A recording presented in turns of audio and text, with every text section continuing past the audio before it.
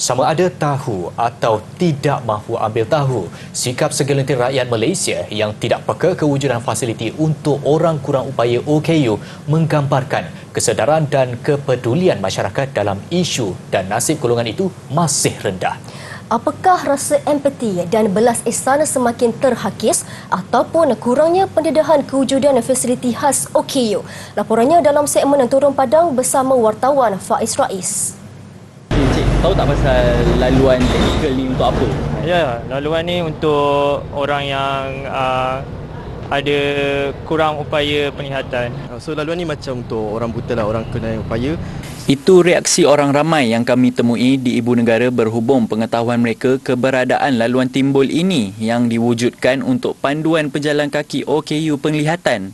Justeru, ianya bukan alasan utama rakyat negara ini tidak tahu fungsi laluan taktil. Tetapi malangnya tinjauan kami di sekitar ibu kota mendapati kemudahan itu tidak diendahkan.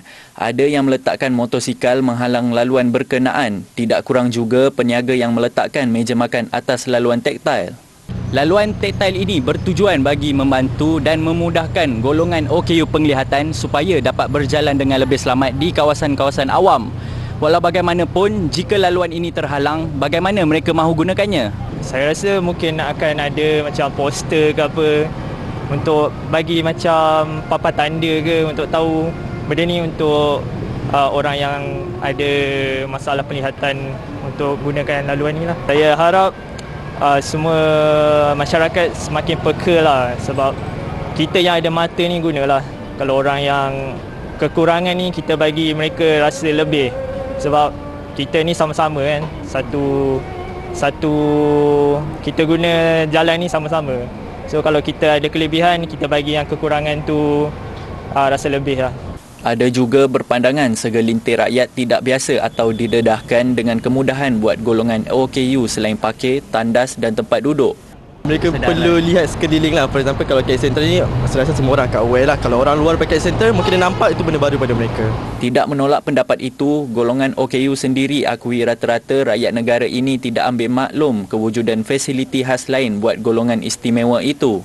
Kebiasaannya lah dekat kawasan-kawasan bandar ni ataupun di jalan-jalan kaki lima tu kita nampak macam ada laluan kuning itu kan. Itu sebenarnya adalah untuk penggunaan white cane oleh orang buta untuk berjalan, untuk memudahkan mereka untuk berjalan, untuk dia menggunakan LRT untuk pergi ke tempat kerja, untuk pergi tempat untuk beriadah, walau untuk beriadah sekalipun. Yang pasti kehidupan mereka akan pada hari itu akan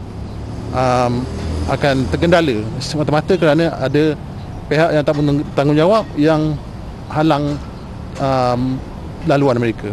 Sebelum ini, tular satu video seorang OKU penglihatan mengalihkan sendiri motor yang parkir di laluan taktil sehingga mendapat pelbagai reaksi netizen. Dia nak bagi kemudahan untuk kesenangan untuk rakan-rakan buta dia untuk berjalan. Jadi walaupun dia sendiri susah, tapi dia berbesar hati untuk pemudahkan orang lain. Jadi kenapa orang lain tak boleh nak pemudahkan perjalanan warga-warga OKU itu sendiri? Dari pihak persatuan kita betul-betul berharap yang kesedaran itu akan setiap hari akan sentiasa meningkat kan, supaya orang tahu penggunaan taktil tu untuk apa, ataupun setiap fasiliti yang khas untuk OKU tu kenapa ia penting untuk kita, kenapa ia tak disalahgunakan oleh orang lain. Jika kita masih diberi keupayaan untuk memilih kesenangan, janganlah kita menyusahkan mereka yang kekurangan. Faiz Rais melaporkan.